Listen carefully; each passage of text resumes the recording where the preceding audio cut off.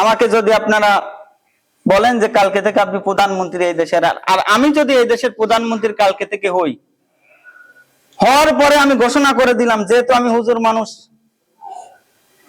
আজকে থেকে শরিয়া আইন এই দেশে কার্যকর হবে, এই দেশ 3 দিনও টিকবে না। লিখে রেখে দেন, যেই ঘোষণা করুক। তার কারণ কি? তার কারণ হলো যে যখনই আমি কালকে ঘোষণা করে দিব যে শরিয়া আইন এই দেশে চলবে, অন্য কোনো মন্ত্র চলবে না, ঠিক তখনই কালকে 10টার সময় ঘোষণা করলে কালকে 12টার পরে দেখবেন আমাদের ডলার সংকট দেখা দিয়েছে। পাশের যতগুলো দেশ আছে সব দেশ আপনাকে এরকম করে চেপে ধরবে, এরপরে আমেরিকা আপনাকে চেপে ধরবে। কিন্তু আপনি এখান থেকে উত্তরণ করার জন্য শুধু নিজে শরিয়া আইন বাস্তবায়ন করব এই কথা বললে আপনি টিকতে পারবেন না, পারবেন না, পারবেন না।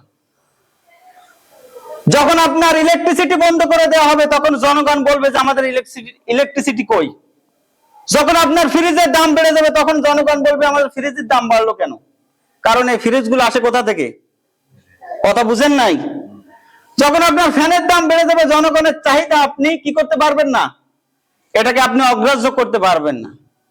কখন এটা কার্যকর হবে? জনগণ, এই দেশের মানুষ যখন পরিপূর্ণভাবে বলবে যে আমি 1 মাস আমি রোজা রাখবো, কিন্তু ইস্তেকামাতের উপরে, আল্লাহর উপরে ছাড়া অন্য কারোর উপরে আমি আমার জন্য যথেষ্ট, আমার ক্ষুধা লাগুক যে কোনো অবস্থা আমি এটা সহ্য করব, তখন এটা কার্যকর হবে। এই দেশের জন্য, এই দেশের মানুষের জন্য এটাকে বাস্তবায়ন করা সহজ না কঠিন? কথা বুঝেন নাই? খুব কঠিন। কেন বললাম? সূরাতুল বুরুজের ভিতরে আল্লাহ তাআলা রাব্বুল আলামিন বলছেন ওমা নাকামু মিনহুম ইল্লা আইয়ুমিনু বিল্লাহ। এই জাতির অপরাধ ছিল তারা একমাত্র রবকে, আল্লাহকে আল্লাহ বলে মেনেছিল। এই জাতির অপরাধ এটাই ছিল। আপনারা জানেন না এই ঘটনা, যে একটা পুরো জাতিকে আগুন সেখানে জ্বালিয়ে প্রত্যেকটা মানুষকে, সন্তানকে ফেলে দেওয়া হচ্ছে আগুনের ভিতরে, মা দাঁড়িয়ে দেখতেছে।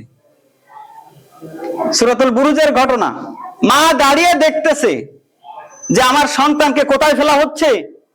আগুনের ভিতরে ফেলা হচ্ছে। মা এটার উপরে ইস্তেকামাত রয়েছে, এবং ওই সন্তান, মাকেও যখন ফেলা হবে, যখন আরেকটা সন্তান ফেলা হবে, তখন ওই সন্তান আগুনের ভিতর থেকে বলতেছে যে মা আমরা এখানে আছি, আমরা জান্নাতের ভিতরের গান পাচ্ছি, তুমিও আসো, আমরা একসাথে জান্নাতে থাকবো। এটা হলো আল্লাহকে রব হিসেবে মানা। এই জায়গা যে আল্লাহ সুবহানাহু ওয়া তাআলা ছাড়া আমাদের কেউ কোনো ক্ষতি করতে পারবে না। এই জায়গায় যখন আপনি ইস্তেকামাত হবেন যে আল্লাহ ছাড়া আমার কেউ কোনো কিচ্ছু করতে পারবে না, আল্লাহ আমার জন্য যথেষ্ট, আল্লাহ আমার জন্য যথেষ্ট, তাহলে আল্লাহ সুবহানাহু ওয়া তাআলা গায়েব থেকে তখন আপনার জন্য সাহায্য পাঠাবে।